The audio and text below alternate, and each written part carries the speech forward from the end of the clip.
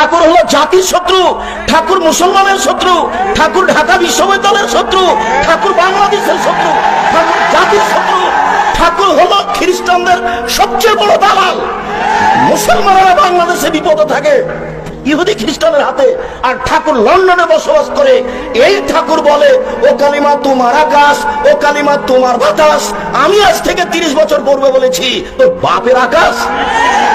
সিলেট কোর্টে 5,000 টাকার মামলা হলো, আমি ঠাকুরের অপমান করেছি। আমি ঠাকুরের অপমান করিনি। ঠাকুর বলেছে ও কালিমা তোমার আকাশ, ও কালিমা তোমার বাতাস। আমি বলেছি তোর বাপের আকাশ কালিমা। মুসলমানের বাচ্চারা অশিক্ষিত, ও প্রাধান্য দিতে পারে ঠিক ঠাকুরকে, তার গানকে প্রাধান্য দিতে পারে। আমি আব্দুল রাজ্জাক বিন ইউসুফ, আমার দেহে যতদিন শ্বাস আছে ততদিন ঠাকুরের এই গানের আমি 5 পয়সা দাম দিতে। দেহে যে পেশাব পায়খানা পড়ে আছে তার সামান্য দাম ঠাকুরের গানের আমার কাছে নাই। ঠাকুরের গোটা দেহটাই মুশরিক। ঠাকুর নিজে হিন্দু, ঠাকুরের কলম হিন্দু, ঠাকুরের কর্ম হিন্দু, ঠাকুরের জাতি হিন্দু, ঠাকুরের গান হিন্দু। ঠাকুরের কথা আমার ছেলে মেয়ে পড়বে।